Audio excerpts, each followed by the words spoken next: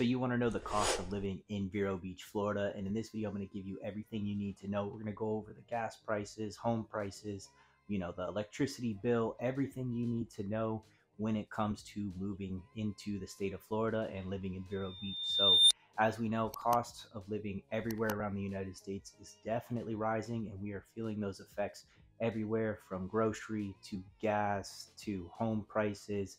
Everything's been exploding. So in this video, I'm going to break everything down to you. I'm going to give you some personal stories so you could kind of have a pretty good feeling of what it's like to live in Vero Beach before you move here.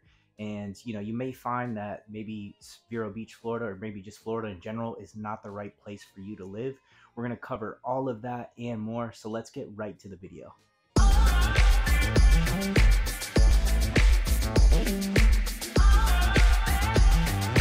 So if you don't know me or this is your first time to the channel, I'm Alex Arteaga. I'm a Florida realtor and I cover and specialize mostly along the Treasure Coast, but we have connections all over. So if you're looking to relocate to Florida and you need help, moving and, making it as stress-free as possible, then reach out. Me and my team would love to help you relocate anywhere in the state of Florida.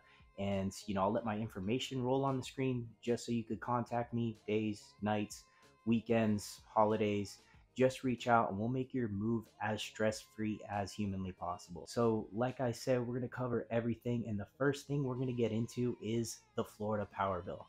So one thing about moving to Florida, I know like Texas, you could kind of shop around for different power companies and get your, power from a couple different places, which makes it a little bit better, even though it's still going to be expensive. So just know in the state of Florida, on the southeast side, there's one electricity company that kind of runs the whole thing, and that's Florida Power and Light.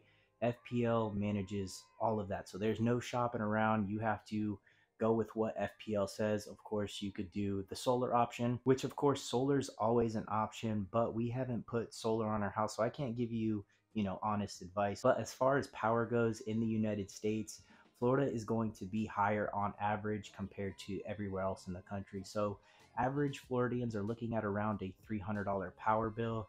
And I will let you know for a fact that's definitely the case. So I have an older home being around 76 because I love the location and there's not many new builds that we could get into. We bought at the height of kind of like the whole shift in the market, and we were putting in multiple offers just trying to get in the right location, which we were more worried about location than anything else.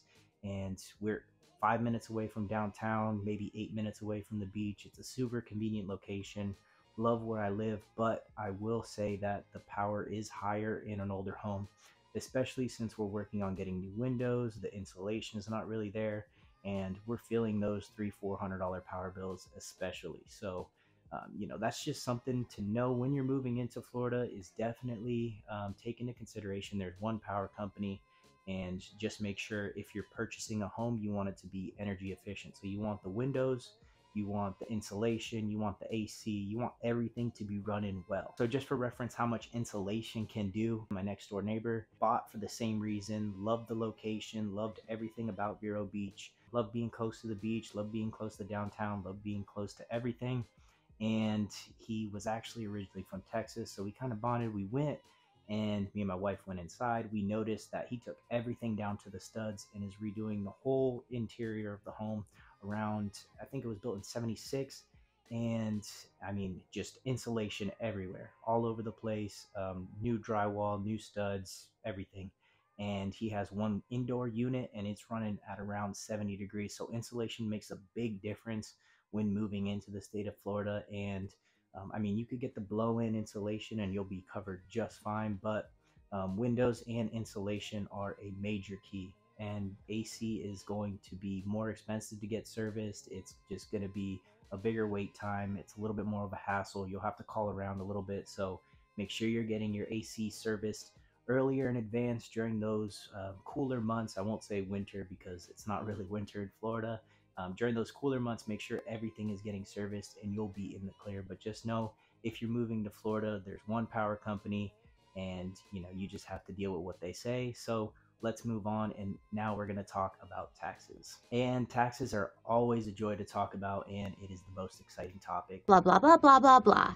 Just know in the state of Florida, there's no state income tax, which is perfect, especially if you are raising a family and maybe your son or daughter is looking to go into the military. They can still be a resident of Florida, stationed out of whatever branch they're at. Let's say they're in Norfolk, Virginia.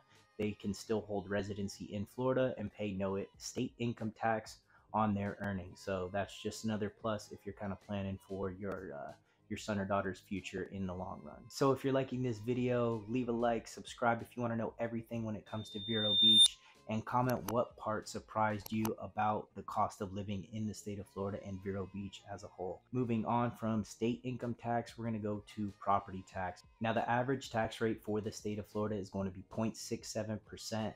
And that's for roughly a $600,000 home. That's taking into account the whole state of Florida, not Indian River County by itself. But just know that's usually a lower tax rate than the nation average, which is definitely good. And I know you're probably pretty excited, but just wait till we get to the insurance portion. So just know if you homestead your home as well, you can receive a additional tax deduction off of your property assessed value. So you get an additional $50,000 off your property's assessed value, and then they won't tax that either. But since we've brought up insurance, let's just move on to that. As far as homeowners insurance goes, you're definitely paying more, with it being around 4 times more than the national average. So the average homeowners insurance premium is around $6,000. You compare that to the national average, it's going to be $1,700. So you have 6,000 compared to 17. It's definitely going to be higher, but just remember, you are having a lot of savings on the tax side of things. Now we have to take into account car insurance as well, because the average is higher in the state of Florida, and that's of course due to tourism, the weather, elderly. Florida is also a no-fault state, and you actually have to carry your own personal injury protection. So that's also another factor which makes your insurance premium higher. These are all factors to know. Insurance is definitely more expensive in the state of Florida. Exciting. The average for gas and groceries is definitely going up all across the country, but just for reference, you have the national average for gas being $3.82, and then you have the state average for Florida being $3.79. Of course, that's that varies depending on where you go. For example, about a mile down the road, you have Sam's Club, and you're looking around $3.50. But just know when you go there, it is going to be wrapped around, and if you don't go there during a slow time, then you're going to be waiting in line, and then you're kind of factoring like, is this even worth it waiting in line to save a couple cents, or I'll just go right down the road and pay that and just be on my merry way. So that's always a factor. You have those Costco's, Sam's, I think BJ's, all those. You can go there and receive a lower gas, of course, but you're kind of wasting your time and trying to save pennies compared to just moving on about your day. But just keep that in mind. As far as groceries go, there's of course eggs are expensive and everything else, but just know in Florida, the one thing I do like is you could actually go down into Fellsmere, and you could purchase a whole cow, or you can actually go to some of their local butcher shops. So even though it might be the same price or just as expensive, it's all locally grown, which the quality is definitely there, and you could taste a major difference than just going to a place like Walmart and getting your meat. So that's actually a funny story. I went to Walmart one time and touched the chicken, and it smelled horrible. I went to the checkout and I was sniffing my hands, and I was like, what is this smell? And the lady's like, yeah, the chicken's been like that all day. And that's normal? Normal?